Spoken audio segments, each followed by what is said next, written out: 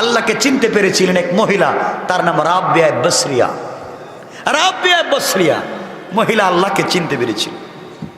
অনেক ঘটনা জানেন, আমি একটা ইতিহাসের ছোট্ট একটা 1 মিনিটে বলি, যেহেতু কোরআন হাদিসের কথা না আগে বলছি, আপনারা আবার ডাইভার্ট করবেন না, আমি ভালো করে বুঝে বলছি, কোরআনের না হাদিসের না ইতিহাসের কথা। রাবিয়া বসরি ইন্তেকাল করলেন, তাকে কবরে রাখা হলো। কবরে রাখবার পরে তার কাছে ফেরেশতারা এসে জিজ্ঞেস করছেন, রাবিয়া বলো মার রাব্বুকা। রাবিয়া জিজ্ঞেস করলেন, তোমরা কারা? সুবহানাল্লাহ বলবেন না? সুবহানাল্লাহ বলতে কি কষ্ট হচ্ছে আপনাদের? রাবিয়া বসরি নিজে বলছেন, তোমরা কারা? তারা জিজ্ঞেস করছে, আমরা তো আল্লাহর পক্ষ থেকে এসেছি ফেরেশতা তোমাকে জিজ্ঞাসা করতে, তুমি তো ইন্তেকাল করেছো। রাবিয়া বসরি বলছেন, তোমাদের আল্লাহ কোথায় আর তোমরা কোথায়? আল্লাহ তো আরশের উপরে, আর আমরা লক্ষ লক্ষ কোটি কোটি মাইল দূর থেকে এখানে এসেছি। রাবিয়া বসরি বলছেন, কোটি কোটি মাইল দূর থেকে এসে কি তোমরা আল্লাহর নাম ভুলে যাও নাই? বলে কেন আল্লাহর নাম ভুলে যাবো কেন? আমাদের জবানে তো আল্লাহর নাম, আমি তো ভুলে যাই নাই। রাবিয়া বসরি বলছেন, ফেরেশতারা শুনো, কোটি কোটি মাইল দূর থেকে এসে তোমরা আমার আল্লাহর নাম ভুলে যাও নাই, তোমরা কেমনে বুঝলে আমি রাবিয়া মাত্র 3.5 হাত মাটির নিচে এসে এই আল্লাহর নামকে ভুলে গেছি? আসতে বললেন, সুবহানাল্লাহটা জোরে পড়েন। তোমরা কেমনে চিন্তা করলে আমি ভুলে গেছি? এ আল্লাহকে তো আমি ভুলে যাই নাই, মাত্র 3.5 হাত মাটির নিচে। আল্লাহ বলছেন, ফেরেশতারা রাবিয়ারে জিগাইয়া লাভ নাই, ওর গোটা জিন্দেগি আমি আল্লাহর জন্য সঁপে দিয়েছে, কবর এসেও আমি আল্লাহকে ভুলে যাই নাই। তোমরা কি মনে করেছো আমি আমার রাবিয়াকে ভুলে গিয়েছি? আমিও ভুলে যাই নাই। সরে যাও, আর রাবিয়ার কবরের সঙ্গে জান্নাতের একটা কানেকশন তৈরি করে দাও। ওরা তো চিনলেন আল্লাহকে। সমুদ্রের 10 নম্বর সংকেত, বিপদ সংকেত। গত বছর ছিল না এইভাবে 10 নম্বর বিপদ সংকেত। আমি চাঁদপুরের কোথায় প্রোগ্রামে ছিলাম, প্রোগ্রামে এসছি, প্যান্ডেল সব ভেঙে গিয়েছে, ওরা মসজিদে প্রোগ্রামের আয়োজন করেছে। মসজিদে প্রোগ্রামের আয়োজন করেছে, মসজিদে প্রোগ্রাম করেছি, শীত, ঝড়, বৃষ্টি। রাত্র 2:30টায় ঢাকার উদ্দেশ্যে বের হয়েছি। বিদ্যুৎ নাই, রাস্তা গাছ বাঁশ পড়ে সব ব্লক, একটা পাবলিক নাই, কিছু দেখাও যায় না। মানে এমন এক জায়গায় গিয়েছি, এখন রাস্তাও চিনি না, কোথায় আসছি এটা বলতে পারতেছি না। আমরা 3 জন ছিলাম, ড্রাইভার, আমি আর আমার সাথী আরেকজন ছিলেন, উনি আজও আমার সাথে আছে। কিন্তু কোথায় যাব আমরা এত রাত্রে? বসে আছি, আল্লাহর কাছে চাচ্ছি, আল্লাহ কথা তো বলে এসেছি তোমার, যাবো কোথায়? গভীর রাত্রে শিলা বৃষ্টি দিচ্ছে, ঝড় তুফান, রাত্র প্রায় 3টা। 1 ঘন্টা রাস্তায় বসে আছে, গাড়ি নাই, মানুষ নাই, কিচ্ছু নাই। হঠাৎ করে দেখি আমাদের গ্লাসে এসা একটা লোক নক করতেছে। বৃষ্টির মধ্যে একটু ফাঁকা করে বললাম, ভাই কে আপনি? এত রাত্রে এখানে আসছেন? হুজুর আপনি কোথায় যাবেন? আমি ঢাকা যাব। যে এত রাত্রে এখানে যাবেন কোন দিকে? এইদিকে তো রাস্তা না, আপনি পিছনে গিয়ে ডান দিকে সোজা গেলেই আপনি দাউদকান্দি গিয়ে আপনি ঢাকা যেতে পারবেন। এই যে গেলাম, 1 ঘন্টা লাগে নাই, ঢাকা পৌঁছে গিয়েছি, কিন্তু আজ অবধি জানি না এই রাত্রে 3টায় এই লোকটাকে,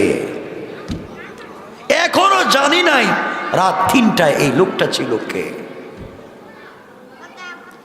আল্লাহর উপর বিশ্বাস করেন, জিন্দেগি কামিয়াব, জিন্দেগি কামিয়াব। আল্লাহকে চিনেন, আল্লাহ বলছেন, গোলাম তোর হেফাজত, তোর জিম্মাদার তো আমি আল্লাহ।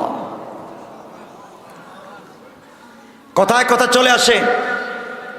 এই বছরই আমরা এক জায়গায় প্রোগ্রামে গেলাম, প্রোগ্রামে যেতে যেতে দেরি হয়েছে, রাস্তায় যাওয়ার সময় গাড়িতে তেল ছিল, অকটেন শেষ, গ্যাস শেষ, গাড়ি গিয়ে শুধু স্টেজে গেছি, সব শেষ, স্টার্ট হচ্ছে না গাড়ি। ওয়াশ করলাম 1.5-2 ঘন্টা। জিজ্ঞেস করলাম, ভাই আপনাদের এলাকায় পেট্রোল পাম্প আছে? কাউজুর 57 কিলো দূরে। কত কিলো? 57 কিলো দূরে। এই রাত্রে যেতে হবে, আমার পরের দিন শুক্রবার জমা পড়াতে হবে।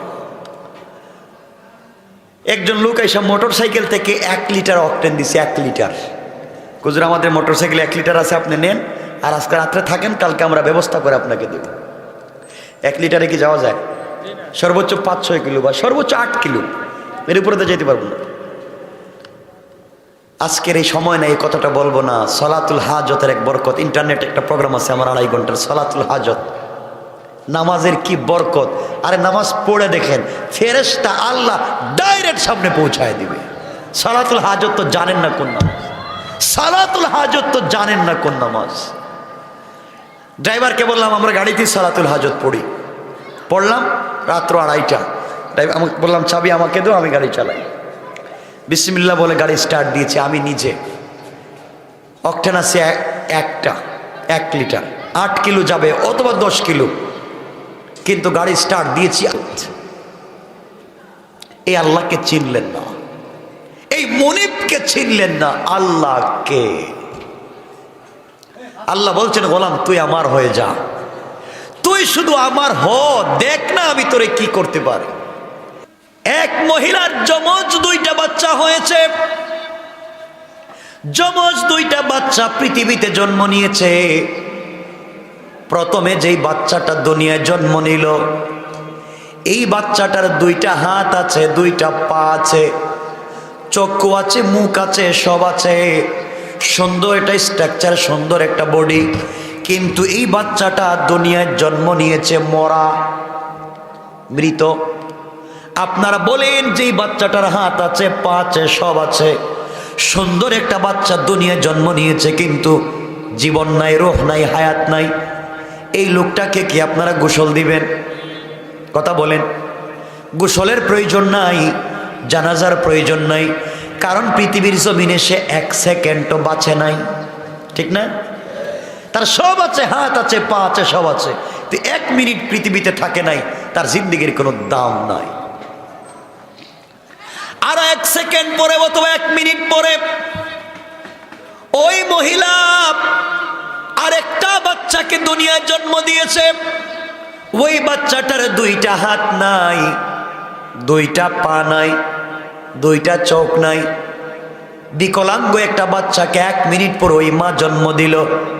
কিন্তু পৃথিবীতে আসার পরে 1 সেকেন্ড কান্না করেছে অথবা 1 সেকেন্ড নড়াচড়া করেছে, এরপরে মরে গিয়েছে। আপনারা বলেন তো এই বাচ্চাটার গোসল লাগবে নি? কথা বলেন। জানাজা লাগবে নি? লাগবে কেন? হায়াতে জিন্দেগিতে সে 1 সেকেন্ড বেঁচে গেল। হায়াতে জিন্দেগিতে দুনিয়ার জমিনে 1 মিনিট বেঁচে গিয়েছে, তার কি দাম? ভালো করে শুনো, আজকে কি বুঝাতে চাই আমার বন্ধুগণ। দুনিয়ার জমিনে আপনারা বড় মানুষ মরে গেলে, বড় শিল্পপতি, বড় টাকাওয়ালা, এলাকার গণ্যমান্য ব্যক্তি, বড় আলেম মরে গেলে দুনিয়ার সব মানুষ জানাজায় হাজির হয়ে যায়, যায় কি যায় না? কিন্তু আপনি জানেন না কেন জানাজায় গিয়েছেন। একটা কাজ হয়েছে, যে মরেছে একজন মুসলমানের উপরে আরেকজন মুসলমানের 5টা হক, এর মধ্যে একটা হলো তার জানাজায় হাজির হওয়া। এই কাজ হয়তো আপনি করেছেন, আর কিছুই না। আমরা যেই ব্যক্তি মারা গেলেন, বড় আল্লাহর ওলি, বড় শিল্পপতি, এলাকার গণ্যমান্য ব্যক্তি, অথবা প্রাপ্তবয়স্ক কোনো যুবক মারা গেল, আমরা জানাজায় যাই কি যাই না? কথা বলেন না কেন? গিয়া কি পড়েন? আপনার দোয়া পড়েন কিনা? দোয়া পড়েন, আল্লাহুম্মা গফির লি হাইয়িনা ওয়া মাইয়িতিনা ওয়া শাহিদিনা ওয়া গায়িবিনা, পড়েন কিনা? এই দোয়া কেন পড়েন আজ পর্যন্ত জানলেন না? আপনারা দোয়ার মধ্যে বলেন, আল্লাহ তাআলা তোমার এক গোলামকে হাত পা বেঁধে তোমার সামনে আমরা কিছু লোক নিয়ে হাজির হইছি, হাত পা বাঁধছি, সাদা কাফন দিয়ে পেঁচাইছি। আয় আল্লাহ, এরপরে তোমার সামনে নিয়ে আমরা হাজির হইছি। হাজির হওয়ার পরে দোয়া করতেছি, আল্লাহুম্মা গফির লি হাইয়িনা ওয়া মাইয়িতিনা। দোয়া করতেছি, আল্লাহ তাআলা হায়াতে জিন্দেগির, মৌতের জিন্দেগির এই লোকটা জীবনে যত গুনাহ করছে তুমি মাফ করো। আয় আল্লাহ তাআলা, আমরা তার পক্ষ থেকে আপনার কাছে মাফ চাইলাম, লোকটাকে আপনারা মাফ করেন। আমার বন্ধুগণ, আল্লাহর কাছে আমরা বলছি, কি শুরু করলেন আমি বুঝতে পারতেছি না। আপনারা কথা বললে তো আমি কথা বলতে পারি না, এটা আস্তে কথা বলে, আমি কথা বলতে পারতেছি না। তো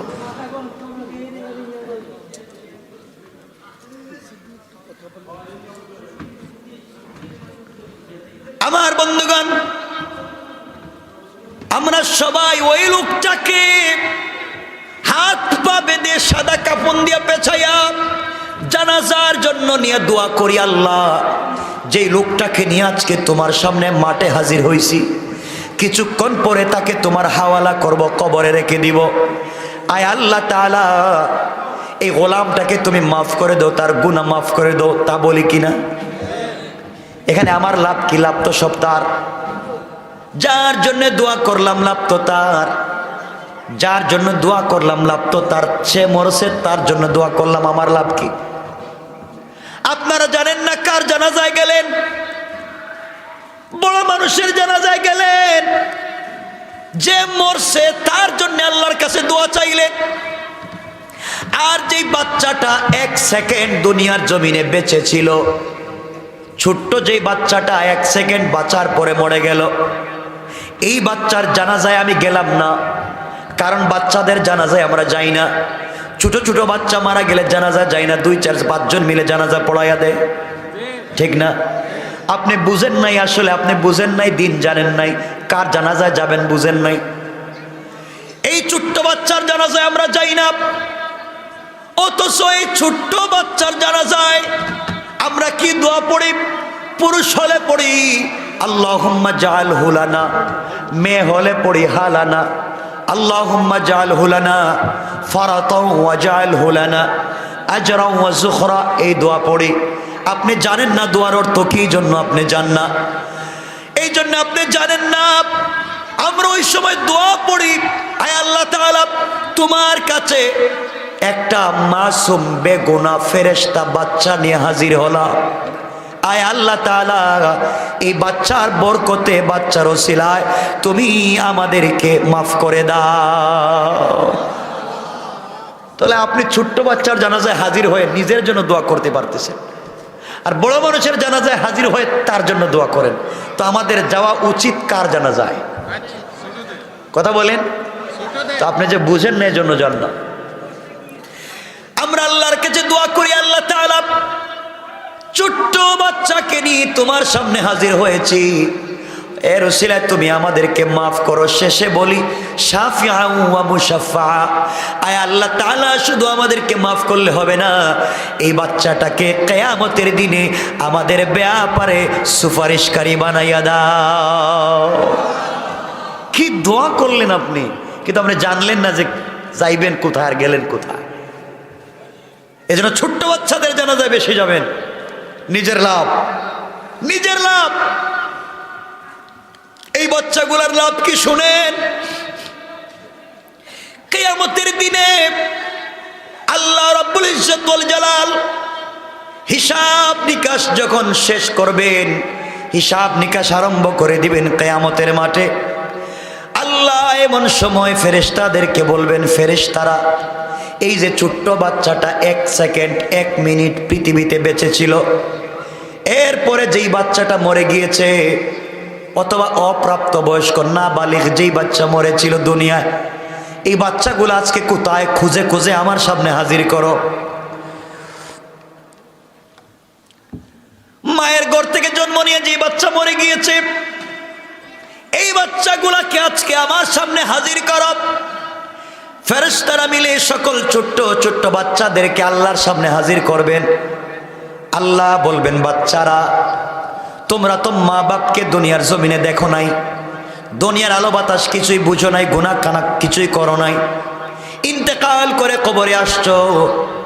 আজকে কিয়ামতের মাঠে আমি কিছুক্ষণ পরে হিসাব আরম্ভ করব, বিচার আরম্ভ করব।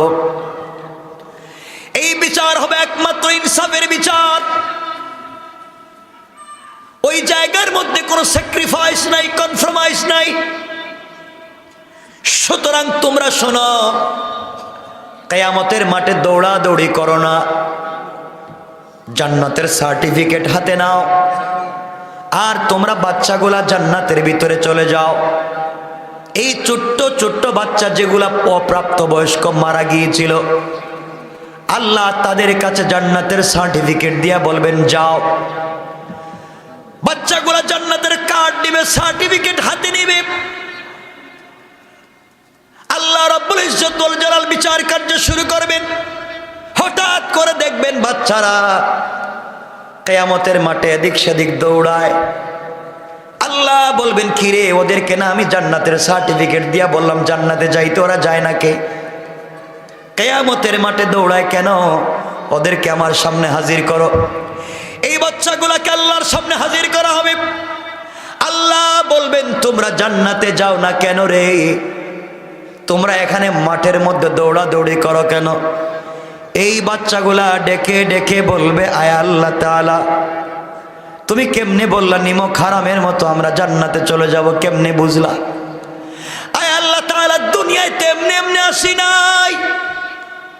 যেই বাবার ঔরসে যেই মায়ের গর্ভ থেকে দুনিয়া এসেছিলাম, হায়াতে জিন্দগির 1 মিনিট পাইছি, 1 দিন 1 বছর 2 বছর বাঁচছি, পরে মইরা গেছি।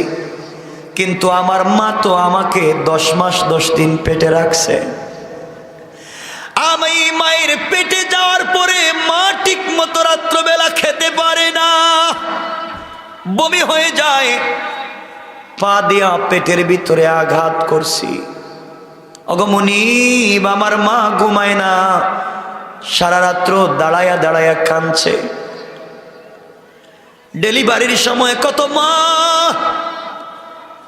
ডাক্তার যখন বলে এই বাচ্চাকে দুনিয়ায় নিয়ে আসতে হলে বড় বিপদ, যে কোনো একজনকে বাঁচানো যাবে, হয়তো মাকে বাঁচানো যাবে, না হয় বাচ্চা, যে কোনো একজন। কত মা আছেন এমন সময় ডাক্তারকে বলেন, ডাক্তার প্রয়োজনে তুমি আমাকে মেরে ফেলো, আমি বাঁচতে চাই না, আমি যেন মরে যাই, এরপরেও আমার বাচ্চাটাকে দুনিয়ায় তুমি সহি সালামতে নিয়ে আসো। আমায় মরে গেলে আমার কষ্ট নাই, আমার বাচ্চাটা দুনিয়ার জমিনে ভালো থাকুক, মা ছাড়া এই কথাগুলা কেউ বলবে না। অগমনিব, আমার মা আমাকে নিয়ে কত কষ্ট করছে, আমার বাবা আমাকে নিয়ে কত স্বপ্ন দেখছে, কিন্তু আমি দুনিয়ায় বাঁচি নাই। আজকের দিনে আমি কেমনে জান্নাতে চলে যাই? আমি প্রয়োজন বোধে আপনি আমাদের জান্নাতের সার্টিফিকেট নিয়ে আনেন। আল্লাহ জান্নাত চাই না, যেই মা বাবার কারণে দুনিয়ায় 1 মিনিট বাঁচার কারণে আপনি জান্নাত দিয়েছেন, ওই মা বাপকে জান্নাতে না দিলে আমরা কোনো সময় জান্নাতে যেতে পারি না। আল্লাহ রাব্বুল ইজ্জত ওয়াল জালাল বলবেন, বাচ্চারা শোনো, অভিমান করো না, আমি আল্লাহ কাউকে কিছু দিলে ফিরাইয়া নেই না। সুতরাং যাও যাও, তোমরা খুঁজো কিয়ামতের মাঠের কোথায় তোমাদের মা বাবা আছে, যেখানে মা বাবাকে পাওয়া যায় ওদেরকে খুঁজে খুঁজে তোমরা যাকে মন চায় তাকে সুপারিশ করে জান্নাতে নিয়ে যাও। সুবহানাল্লাহ ওয়াজ করে পড়েন। একবার রাসূলে পাক নিজেই নামাজ পড়াচ্ছেন, 4 রাকাতের নামাজ। কে পড়াচ্ছেন? নবীজি নিজে। সুবহানাল্লাহ বললেন না? আর জোরে পড়েন না সুবহানাল্লাহ, আরো জোরে পড়েন না সুবহানাল্লাহ। আসর 4 রাকাতের নামাজ রাসূল পড়াচ্ছেন। 4 রাকাতের নামাজ 3 রাকাত পড়াইয়া সালাম ফিরিয়ে দিছে। কয় রাকাত পড়ানোর দরকার ছিল? কয় রাকাত পড়াইছেন? কয় রাকাত? ইমামকে বিশ্বনবী। সুবহানাল্লাহ বলেন। আরে ইমাম তো বিশ্বনবী, আর মুসল্লিকে জানেন আবু বকর, ওমর, উসমান, আলী, তালহা, জুবায়ের, জাফর, হানজালা, খালিদ ইবনুল ওলীদ, সমস্ত বিশ্ববিখ্যাত সাহাবীরা রসুলের পিছনে রসুল নামাজ পড়াইছেন 3 রাকাত। এখন তো আমরা হইলে তো মায়ের শুরু হয়ে যেত।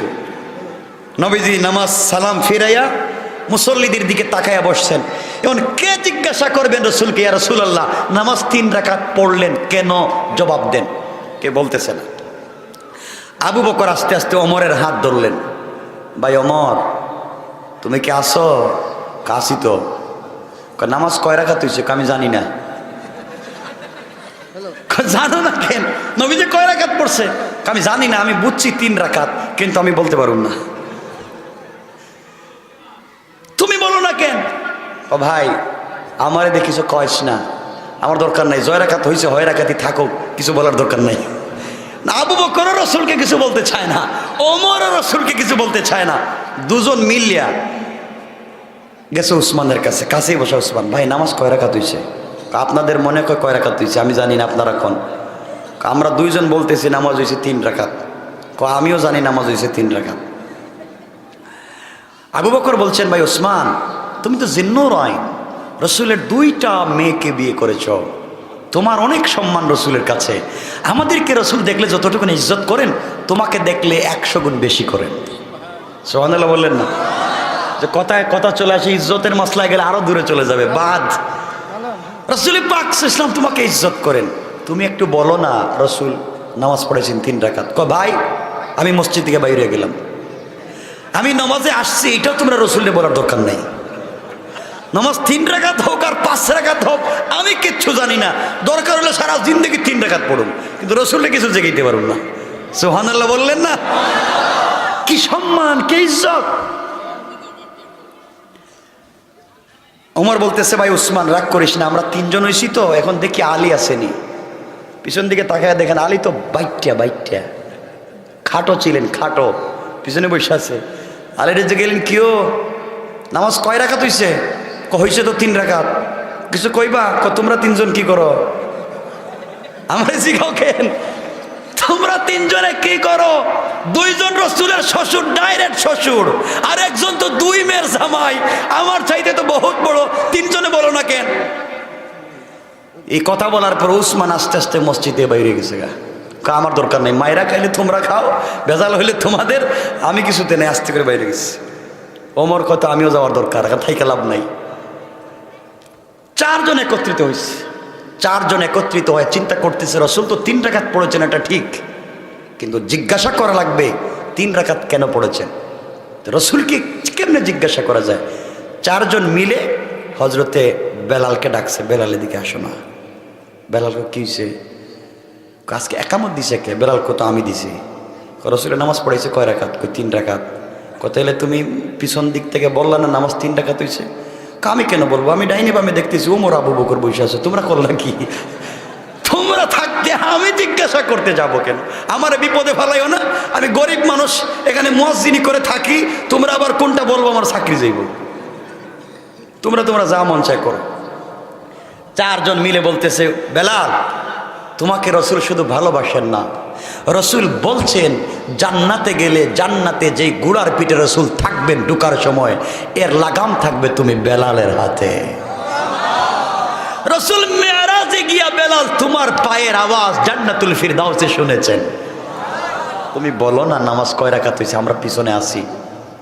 বেলাল কয়, আমি বললে যদি কোনো অসুবিধা হয় আমি বইলা দিব, তোমরা 4 জন আমারে পাঠাইছো। যদি রসুল কিছু আমারে বলেন, আমি বলবো হে রাসূলুল্লাহ আমি কিচ্ছু জানি না, এই 4 জন বুদ্ধি দিয়ে আমার পাঠাইছে। কি সুন্দর ভালোবাসা। রাসূল পাক ইসলামের কাছে বেলাল গেলেন, সালাম দিছে, সামনেই তো বসা, সালাম দিয়ে মুসাফা করছে। রাসূল বলেন, বেলাল কি তোমরা শুধু কানাঘুষা করো, কিছু বললে তো বলতে পারো। ইয়া রাসূলুল্লাহ আপনি ভালো আছেন?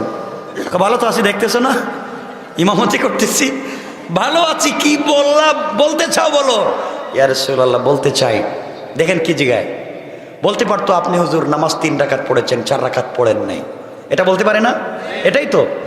এই কথাটা না বলে হযরত বেলাল বলতেছেন, হাদিসের ইবারত বলতেছি, হযরত বেলাল বলতেছেন, ইয়া রাসূলুল্লাহ আকুসিরাতিস সালাতু আম নাসিতা ইয়া রাসূলুল্লাহ।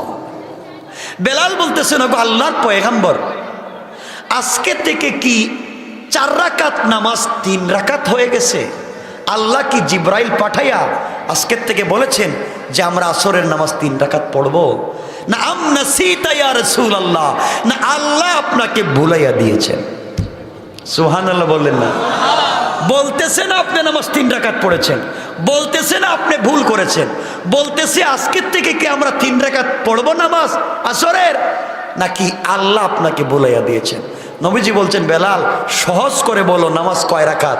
ইয়া রাসূলুল্লাহ নামাজ হয়েছে 3 রাকাত। তাহলে এত কিছু দরকার কি? দাঁড়াও, ভুল হয়ে গেছে, আবার 4 রাকাত পড়ে নেই। সুবহানাল্লাহ। ইসলাম কত সুন্দর। আমরা তো লাঠিটা লো, ইমাম গেছিল কই আজকে, এটা খবর লো দরকার, 3 রাকাত পড়লো কে? মারামারি। কত সুন্দর ভালোবাসা।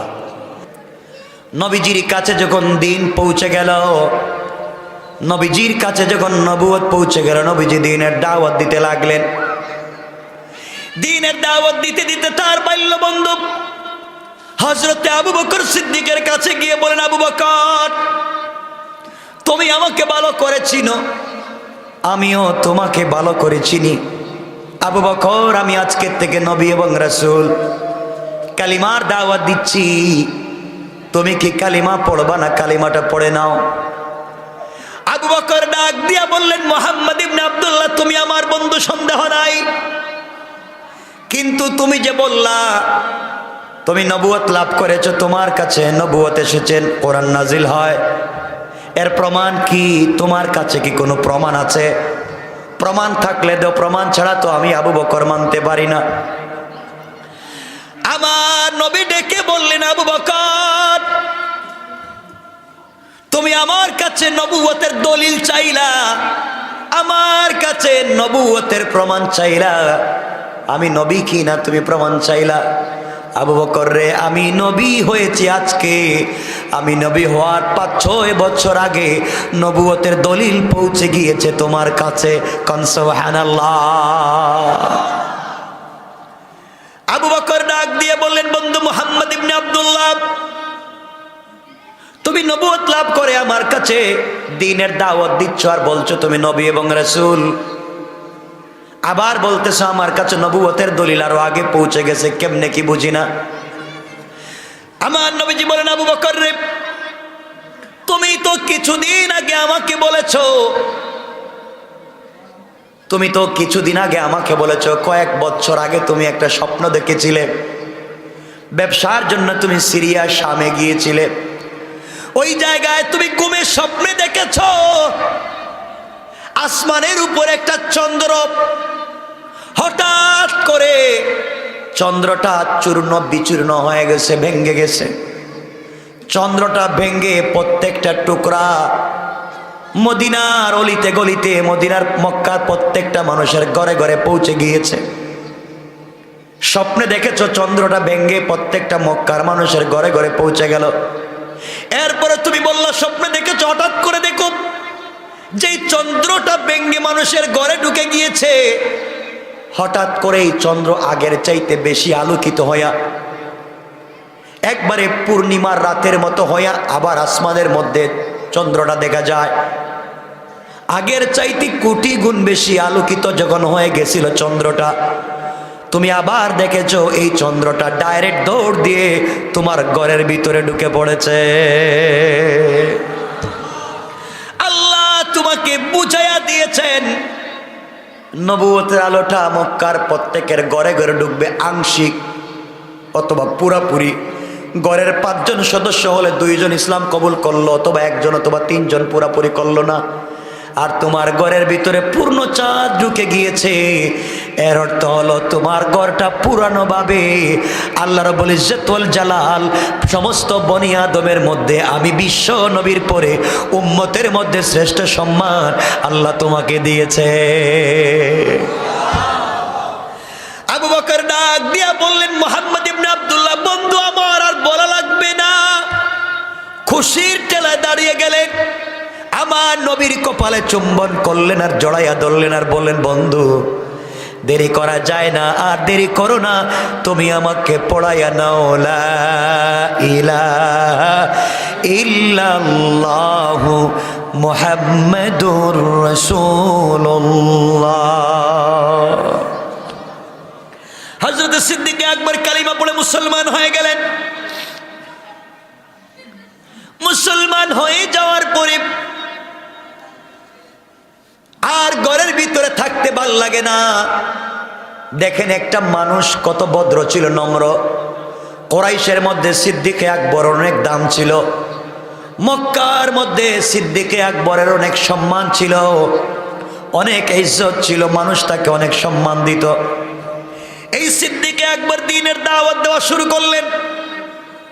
একদিন বিশ্ব নবীকে নিয়ে কাফেরদের এক মজলিসে গেলেন, কালিমার দাওয়াত দিলেন, ইসলামের কথা বিশ্ব নবী বলতে লাগলেন। কালিমার দাওয়াত যখন দিতে লাগলেন, হযরতে আবু বকরকে ওই সময় কিছু মানুষ এমন ভাবে মারতে লাগলো, হাদিসের ভাষা হলো হযরতে আবু বকর অজ্ঞান হয়ে মাটিতে পড়ে গেলেন। নাক মুখ দিয়া রক্ত বের হতে লাগলো, নাকটা মুখটা থেতলাইয়া দিল। আবু বকরকে চিনা যায় না, আবু বকর মরে গেছেন মনে করে তারা ফেলে দিয়ে চলে গেল। হযরত সিদ্দিক আকবর মরে গিয়েছেন মনে করে মক্কার মানুষেরা আবু বকরকে ওখানে ফেলে দিয়ে চলে গিয়েছে। আত্মীয় স্বজন মিলে হযরতে আবু বকরকে ধরে ধরে কোলে করে উঠালেন। এই মানুষটাকে কোলে উঠানো যায় না, ধরাও যায় না। চারজন একটা রুমাল বিছিয়ে দিলেন, কাপড় বিছালেন। হযরতে আবু বকর কালিমা পড়বার অপরাধে মানুষে তো মারলো। কাপড়ের মধ্যে শোয়া চারজন কাপড়ের চারদিকে ধরলেন। এইভাবে একটা ভদ্র মানুষকে, সম্মানী মানুষকে মানুষ পিটালো কালিমার অপরাধে। হযরতে আবু বকরকে চারজন কাপড়ের চারদিকে ধরলো, বাড়িতে নিয়ে এসেছে। মায়ের কাছে এসে বলছে, শুনেন, আপনার ছেলে মোহাম্মদ ইবনে আব্দুল্লাহ যে কালিমার দাওয়াত দেয়, এই কালেমা কবুল করেছে, মানুষ তাকে এইভাবে পিটাইছে অজ্ঞান। সারাদিন চলে গেল, সন্ধ্যা চলে এসেছে, আবু বকরের জ্ঞান ফিরে না। আবু বকরের গোষ্ঠীর মানুষ গিয়ে বলছে, শোনো, আবু বকর যদি মরে যায়, সে ধর্ম পরিবর্তন করে ইসলাম কবুল করেছে, তোমরা এভাবে মারতে পারো না। একটা মানুষকে এত মাগাত করা যায় না, তোমরা এত মাইর দিছো, যদি আবু বকর মরে যায় প্রতিশোধ নেব। এইভাবে সারাদিন চলে গেল। আবু বকরের নাক মুখ থেকে রক্ত যেতে যেতে আর জ্ঞান ফিরে না। মা কান্না করে বলেন, আমার একটা মাত্র ছেলে রে, কে মারলো? এমন মাইর দিছে, আমার বাচ্চাটা তো আর বাঁচবে না, মরে যাবে। এভাবে করতে করতে সন্ধ্যার পরে হযরতে আবু বকর একটু একটু নড়াচড়া করেন, চক্ষু খুলে তাকাতে পারেন না, ঠোঁট মুখ ফুলে গেছে, সব থেকে রক্ত বের হচ্ছে। কথা বলতে পারতেছেন না, ইশারায় কথা বলতেছেন। মা ডেকে ডেকে বলছেন, বাবারে, কালিমার অপরাধে মানুষে তো মারলো, তুই তো চাইলে কালিমা ছাইড়া দিতে পারতে। হযরতে আবু বকর জ্ঞান ফেরার পরে বলছেন, মা শোনো, কে আছো আমার কাছে, শোনো, কে আমাকে মারলো আমি তা জানতে চাই না, কত কষ্ট পেয়েছি তা জানতে চাই না, মারে আগে বলো আমার বিশ্ব নবী কেমন আছে।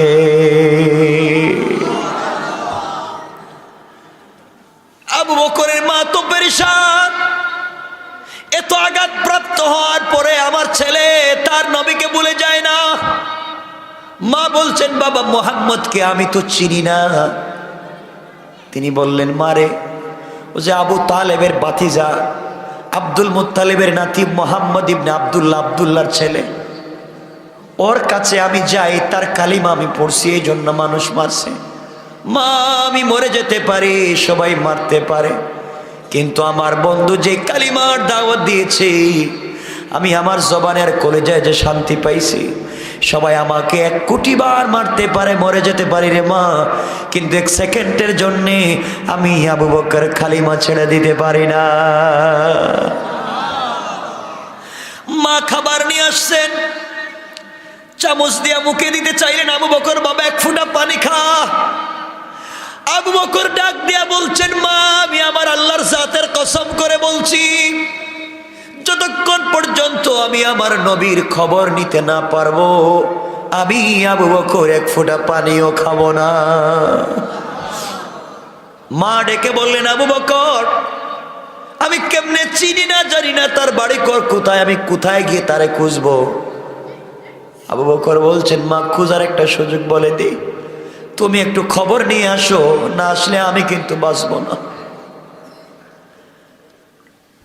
আবু বকর মাকে বলছেন, মা শোনো, এই সামনে গেলে একটা বাড়ি দেখবা, ওই বাড়ি খাত্তাবের মেয়ে, উমরের বোনের বাড়ি, মেয়েটার নাম ফাতেমা, খাত্তাবের মেয়ে। তার কাছে গিয়ে আমার নাম বলবা, সে তোমাকে নবীজির বাড়ি দেখাইয়া দিবে। তুমি যদি আমার খবর নবীজির কাছে না দাও, আর আমি যদি একটা নজর আমি আমার নবীকে না দেখি, আমি মরে গেলেও কিছু খাবো না। কেমন ভালোবাসা বিশ্ব নবীর প্রতি। হযরত আবু বকর সিদ্দিকের মা কষ্ট করে, বুড়ি মানুষ, চলে গেলেন খাত্তাবের মেয়ে ওমরের বোন ফাতেমার বাড়িতে। দরজায় নক করলেন, দরজা খুলে দিয়েছে। তিনি বললেন, মারে, আমি আবু বকরের মা, আমার ছেলেটাকে কে বা কারা মারছে কালিমা পড়ার অপরাধে। মুহাম্মদ ইবনে আব্দুল্লাহর বাড়ি কোথায় আমাকে দেখাইয়া দাও। খাত্তাবের মেয়ে ফাতেমা আর হযরতে ওমরের বোন ফাতেমা বলছেন, আমি আবু বকর চিনি না, মুহাম্মদকে চিনি না, জানি না, আমাকে এগুলা বললেন না, আমি কারো নাম জানি না। ওই সময় খাত্তাবের মেয়ে হযরতে ফাতেমা, তিনি তখন মুসলমান ছিলেন, গোপন থাকতে চাইলেন, কারণ চিনেন না, জানেন না, এই মেয়েটা গোয়েন্দা হতে পারে। এমন সময় আবু বকরের মা কান্না করে বলছেন, মারে, আমার ছেলেটা রক্তক্ষরণ হয়ে মরে যায়, যতক্ষণ পর্যন্ত তার নবীকে না দেখবে, খাবে না, মরে যাবে। এই আবু বকরের মা আমি, তুমি আমাকে চিনো না, জানো না। ফাতেমা বলছেন, মা, আমাকে কি নিয়ে যাওয়া যাবে আবু বকরের কাছে? আমি একটু দেখতে চাই। হযরতে আবু বকরের মা ফাতেমাকে নিয়ে আসলেন আবু বকরের কাছে। এসে দেখলেন চেহারাটা চিনা যায় না। আরে আপনারা জানেন না যে লোকটা মারছে, বলতে লজ্জা হয়। কাঠের জুতা পা থেকে খুলে হযরতে আবু বকরের মুখে পিটাইছে, শুধু কালিমা পড়ার অপরাধে মুখটা থেতলে দিয়েছে, কালিমা ছেড়ে দেন নাই। এই আবু বকরকে ফাতেমা দেখলেন। আবু বকর ঠোঁট নাড়াইয়া কথা বলে বলছেন, বোন বল, নবীজি কেমন আছে? হযরতে ফাতেমা বলছেন, আবু বকর শান্ত হ, নবীজি ভালো আছেন, তুমি কিছু খাও। আবু বকর বলছেন, আমি কসম করেছি আমার আল্লাহর জাতে পাকের, নবীজিকে না দেখা পর্যন্ত আমি কিছু খাবো না। গভীর রাত্রি আবু বকরের মা আর খাত্তাবের মেয়ে ধরে ধরে দুইজনের কাঁধের উপরে ভর দিয়ে দিয়ে হযরতে আবু বকর বিশ্ব নবীর কাছে যখন চলে গিয়েছেন, নবীজি আবু বকরকে যখন দেখলেন, চেহারাটা চিনা যায় না, রক্তে লাল। আমার নবী আবু বকরকে জড়াইয়া কাঁদলেন আর ডেকে বললেন, আল্লাহ, যে আবু বকর কালিমার জন্য আজকে রক্তে লাল হয়ে গেছে, আল্লাহ, দুনিয়ায় আবু বকরকে বন্ধু বানাইছি, আমার আবু বকরকে তুমি কবরে বন্ধু বানাইও, জান্নাতে একটা বন্ধু লাগবে, আমার আবু বকরকে জান্নাতে বন্ধু বানাইও। ভালোবাসা কার নাম? দিন কার নাম? ইসলাম এমনি এমনি আসে নাই। নবীজি আবু বকরকে জড়াইয়া ধরলেন আর বললেন, ইয়া রাসূলুল্লাহ, এই যে আমার মা বুড়ি মানুষ, কালিমা পড়ে নাই, এরপরেও তো আমাকে অনেক শুশ্রূষা করেছে, আপনি আমার মায়ের জন্য একটু দোয়া করেন না কেন? আল্লাহ যেন আমার মাকেও জান্নাতি বানায়, কালিমা যেন পড়ে। নবীজি কে ছিলেন? শোনো মুসলমান, শোনো। নবীজি ওযু করলেন, হযরতে আবু বকরকে শোয়ালেন, খাত্তাবের মেয়ে ফাতেমা বসা, বিশ্ব নবী ইশারা করে চোখ দিয়ে হযরতে আবু বকরের মায়ের চেহারার দিকে তাকালেন। তাকানোর 1 মিনিট শেষ হয় নাই, আবু বকরের মা লাফ দিয়ে দাঁড়ায় উঠে বললেন, ইয়া রাসূলুল্লাহ, আর দেরি কইরেন না, আপনি আমার দিকে তাকাইছেন, আমার ভয় ঢুকে গেছে, এই মুহূর্তে আপনি আমাকে আমার ছেলের মতো কালিমা পড়াইয়া মুসলমান বানাইয়া দেয়। মুসলমান হয়ে গেলেন, মুসলমান হয়ে গেলেন। রাসূলের দোয়ার তো অনেক স্পিড, অনেক পাওয়ার। আপনারা অনেক ঘটনা জানেন, রাসূলের দোয়ার যে কত স্পিড, এগুলা বলতে গেলেই তো রাত্র শেষ হয়ে যাবে 11:15। এজন্য লম্বা করবো না আমার বন্ধুগণ। মা তুমি জানো না তো, আগে বিকালবেলা খেলতে যাইতাম, বন্ধুদের সঙ্গে মাঠে খেলতে যাইতাম, এখন আমি কিন্তু খেলতে যাই না। কই যাও? একজন বন্ধু পাইছি, তার নাম মোহাম্মদ ইবনে আব্দুল্লাহ। ওর চেহারার দিকে তাকাইলে মা আমার পেটের ক্ষুধা দূর হয়ে যায়। আরে সুবহানাল্লাহ, জোরে পড়েন না সুবহানাল্লাহ। মা আমি এখন খেলতে যাই না, বন্ধুদের আড্ডায় যাই না, একটা বন্ধু পাইছি তো মোহাম্মদ, ওর কাছে যাই, গেলে না ওর কাছাকাছি বসি, ওর কাছে বসলে মাঝে কি ঘ্রাণ করে, এই ঘ্রাণ নাকি জান্নাতের ঘ্রাণ। সুবহানাল্লাহ বলেন না সুবহানাল্লাহ। মা আমি শুধু ওর চেহারার দিকে তাকাইতে ভাল লাগে, এজন্য আমায় আসি না। একথা বললেই মা শুধু মারে। কার কাছে যাস? ওটা জঙ্গি, জঙ্গি। কেন হুজুরদের কাছে গেলেই, ছেলেদেরকে পাঠালে আমরা বলি জঙ্গি। হযরত আবু হুরায়রার মা বলছেন জঙ্গি, যাইস না। ওর কাছে গেলেই কালিমার দাওয়াত দিব, আমার কাছ থেকে দূরে সরায় নেব, যাইস না।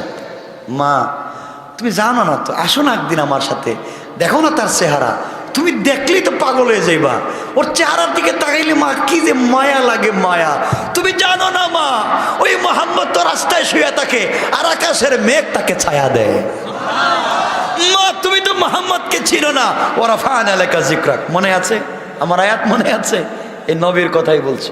মা এই বেচারার সম্মান তুমি জানো? ও যদি বৈশা থাকে কোথাও, বড় বড় সাপ এসে ওর মাথায় ছায়া দেয়। রাস্তা কোন সুবহানাল্লাহ। মা তুই মোহাম্মদকে চিনো? ও যখন রাস্তা দিয়ে হাইটা যায় না, এই যে পাথর দিয়ে আমরা খেলাই, ওই পাথরগুলোও তার সালাম দেয়। তুমি আমারে বলতেছো পাগল আর জঙ্গি? মা তুমি জানো না, ও যখন রাস্তা দিয়ে হেঁটে যায়, বনের পশু পাখি রাস্তায় দাঁড়ায়া সেই মোহাম্মদকে সালাম দেয়। সুবহান।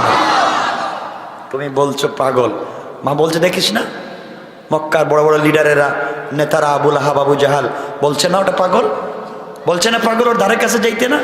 মা তুমি জানো এরা বলে পাগল।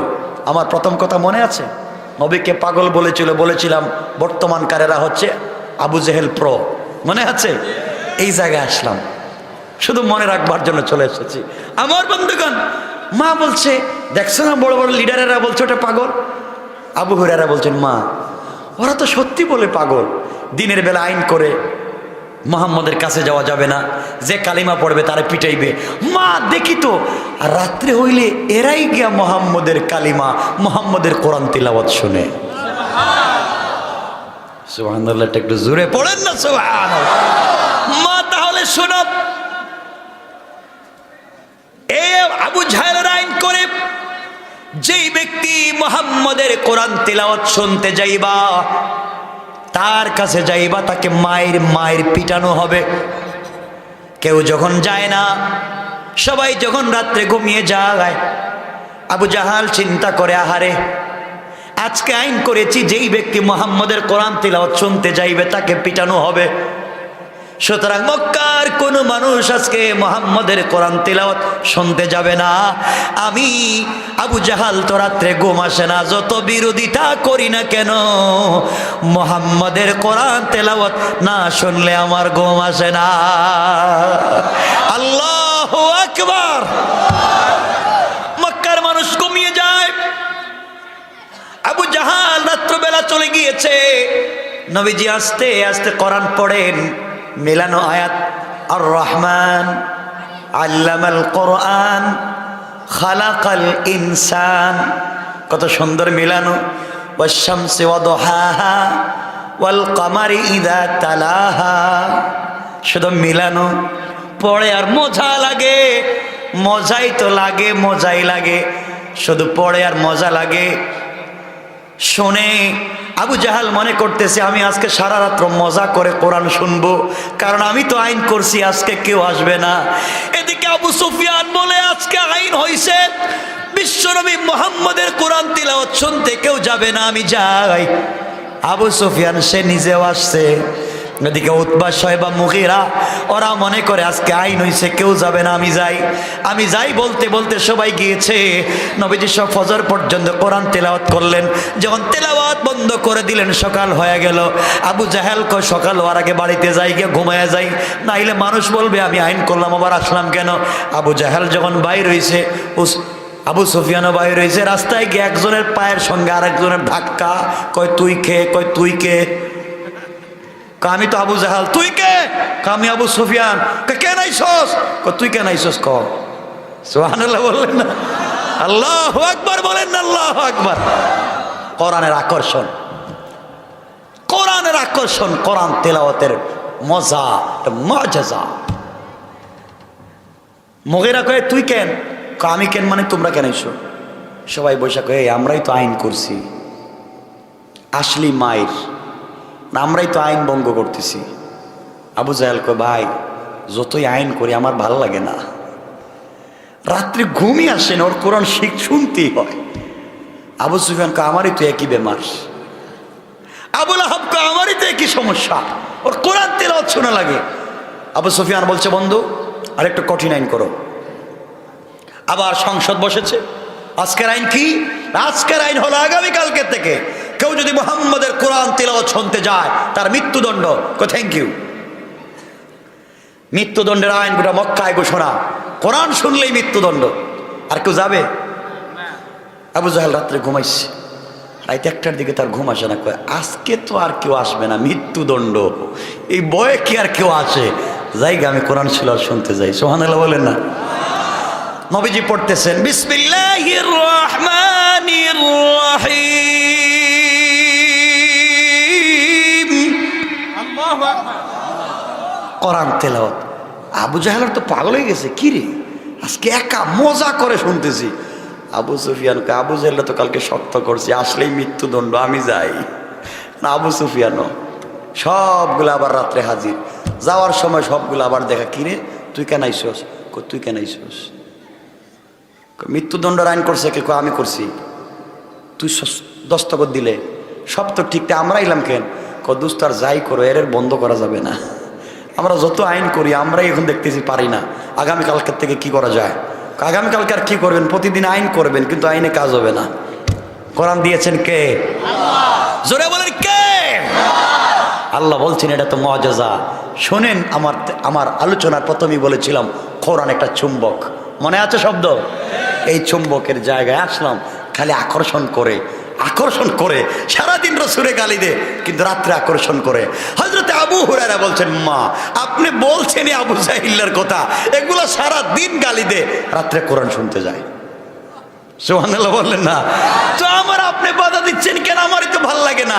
মা আমি এখানে বসে থাকি না, তো যখন দেখি আমার এই বন্ধু মোহাম্মদ যখন মুস্কি হাসে না, আমি একদিন মাগরিবের পরে বসে আছি মোহাম্মদের কাছে, ও মুস্কি হাসতেছে। মা আপনি জানেন না, ওর মুস্কি হাসি তোর একটা দাঁত বাহির হইছে, দাঁত বাহির হওয়ার সাথে সাথে গোটা এলাকা, গোটা গড় আলোকিত হয়ে গেছে। মা দেখলেই ভাল লাগে, তুমি আসো না। মা আরো মারে। হযরত আবু হুরায়রা ছোট মানুষ, মায়ের খাইতে খাইতে আম্মা তুমি যা মারতে পারো মারো, কিন্তু আমি মুহাম্মদের ছাড়তে পারব না।